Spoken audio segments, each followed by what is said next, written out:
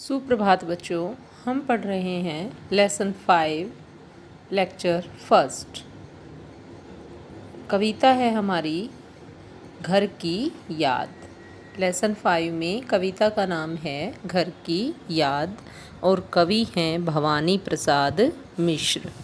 घर की याद जो शीर्षक कविता है, यह भवानी प्रसाद मिश्र ने 1942 में भारत छोड़ो आंदोलन के समय जब वे जेल में थे, तो उस समय जेल में ही उन्होंने यह कविता लिखी थी कि किस प्रकार उन्हें जेल में जो है अपने घर की याद आ रही है। तो कविता का नाम क्या है? घर की याद, और कवि हैं भवानी प्रसाद मिश्र। कविता हम शुरू करते हैं। आज पानी गिर रहा है, बहुत पानी गिर रहा है। तो क्या कहता है कवि कि आज बारिश हो रही है, वर्षा हो रही है और बहुत तेज वर्षा हो रही है। रात भर गिरता रहा। जो वर्षा है वो रात भर होती रही है, पूरी रात लगातार बारिश हो रही है। प्राण मन घिरता रहा है, और जिस प्रकार धुआंधार बारिश हो रही है, उसी प्रकार मेरा मन और मेरे प्राण भी घर की याद में घिर रहे हैं। अर्थात मुझे घर की बहुत याद आ रही है। जिस प्रकार बारिश के कारण आकाश बादलों से घिरा हुआ है, उसी प्रकार मेरा मन और मेरे प्राण भी घर की याद में घिरे हुए हैं। आज जो है बहुत पानी गिर रहा है, घर नज़र में तिर रहा है कि आज बहुत सारा पानी बरस रहा है, और मेरी यादों में मेरा जो घर है और घर के सदस्य हैं वे ऐसा लगता है जैसे तैर रहे हों। अर्थात मुझे अपने घर की और अपने घर के सदस्यों की याद आ रही है। वे सभी मेरी आँखों में तैर रहे हैं, मेरी आँखों में मुझे सब कुछ नज़र आ रहा है। घर की मुझसे दूर है जो, घर खुशी का पूर है जो। पूर मीन्स भंडार। आज मैं अपने घर से बहुत दूर हूँ। घर खुशी का पूर है जो, और जो मेरा घर है वो खुशियों का भंडार है। तो क्या है यहाँ पर? कवि का जो मन है वो भावुक है, घर की याद आ रही है उसे, इसलिए कवि का मन भावुक है। और जो काव्य सौंदर्य हम लिखेंगे उसमें सबसे पहले यही लिखेंगे कि कवि के मन में भावुकता का बोध होता है। भाषा अत्यंत सरल एवं सहज है, और पानी गिर रहा है, इससे जो है पता लग रहा है कि यहाँ पर बारिश हो रही है और प्रसाद गुण है। नेक्स्ट जो पैसेज है बेटा, उसमें है घर में 4 भाई, मायके में बहन आई।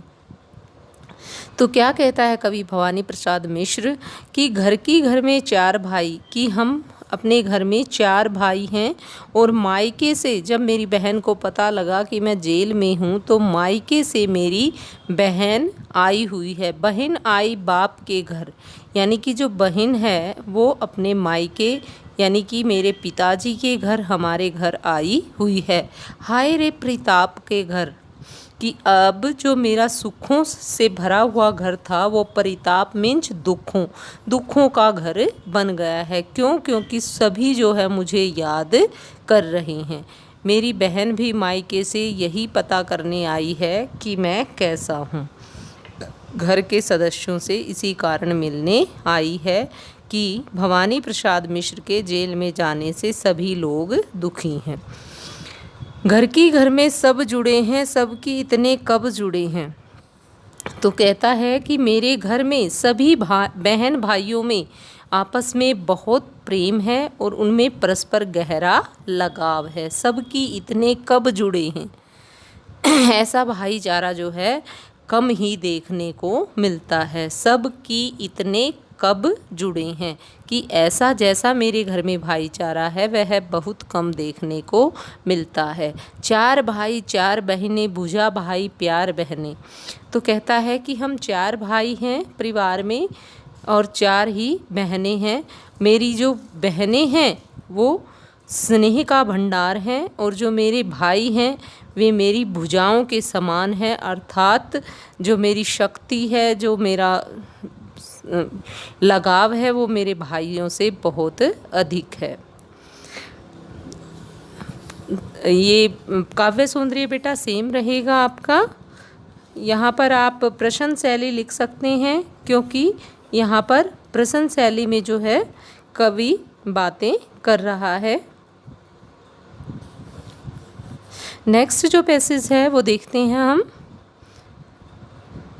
और माँ बिना पढ़ी मेरी। अब कवि किसका वर्णन करता है? इससे पहले पैसेज में उसने वर्णन किया है अपने भाई और अपनी बहनों का, और अब वर्णन कर रहा है अपनी माताजी का।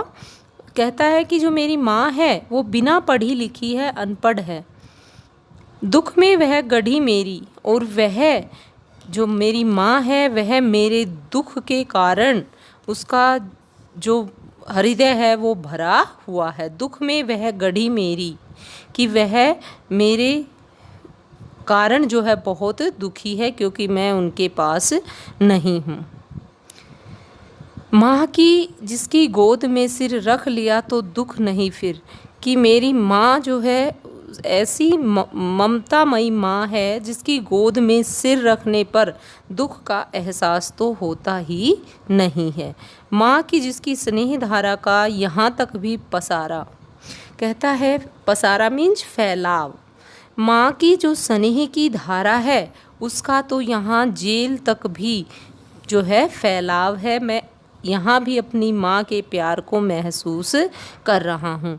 उसे लिखना नहीं आता जो कि उसका पत्र पाता, कि यदि मेरी माँ मुझे पत्र लिख देती जेल में तो मैं उसका पत्र पढ़ लेता, लेकिन उसे लिखना ही नहीं आता, वह तो अनपढ़ है।